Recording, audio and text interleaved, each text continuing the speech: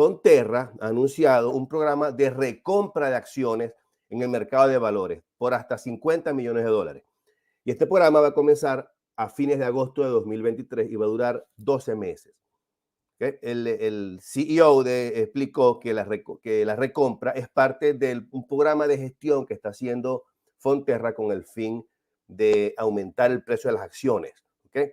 Fonterra tiene la facultad de suspender o cancelar cualquier recompra en cualquier momento. Pero según la noticia, el límite máximo de acciones,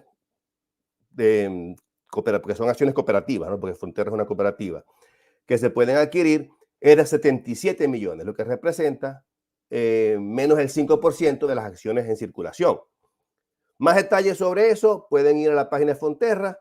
Creo que es una buena oportunidad para invertir porque Fonterra, al comprar ese... Bueno, si me permití, Paola, al inicio, estamos hablando hace 40 años, justamente fue una de las tantas cosas que nos preguntamos con varios colegas, al decir, vamos a crear la asociación, ¿para qué vamos a crear la asociación? Entonces, había un momento en que el técnico en lechería realizaba actividades laborales en industrias, en sectores realmente muy comprometidos con la calidad, con la inocuidad,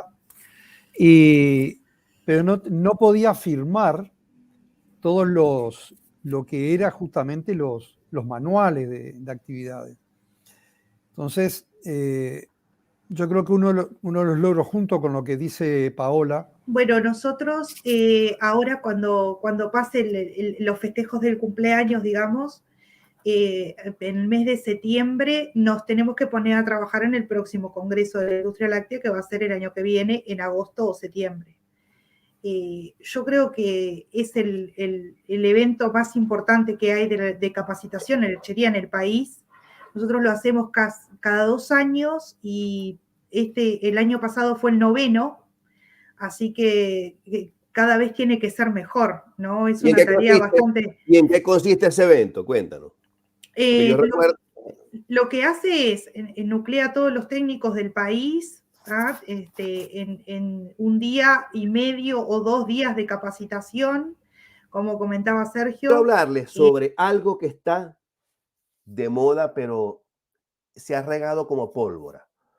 Y es el impacto que ha tenido la inteligencia artificial en la industria de los quesos. Y les voy a hablar sobre algunos tips, ¿no? Entonces, porque sí, es verdad, en los últimos años hemos sido testigos de esa revolución que ha transformado no solamente nuestra sociedad, ¿no? Sí, ha transformado nuestra sociedad a través de la inteligencia artificial y los quesos no se quedan atrás. Les cuento que la inteligencia artificial, para los que no sepan, los problemas que se presentan en la elaboración de este queso van desde la selección de la leche hasta el proceso de maduración. Entonces, hoy quiero llevarlos por ese viaje.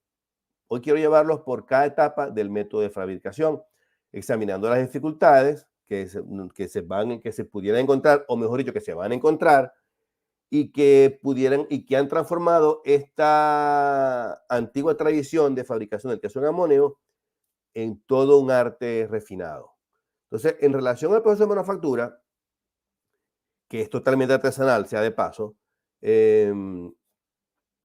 este proceso de manufactura ha sido transmitido de generación en generación. Y uno de los problemas que se presentan es la selección de la leche. Hice este queso y el queso me quedó, después que lo hice, me quedó con estas vetas verdes, ¿no? ¿Qué puede ser eso? Calenté la leche y me echó el cuento de la receta, todo lo que hice, tal y cual. Entonces, bueno, fíjate, el queso, aquí está, y por aquí te pongo la otra imagen, creo que está por aquí. Vamos a ver si la veo por aquí. Aquí está. ¿Ves? Entonces, el otro, fíjense, ahí están las vetas. Aquí se puede ver claramente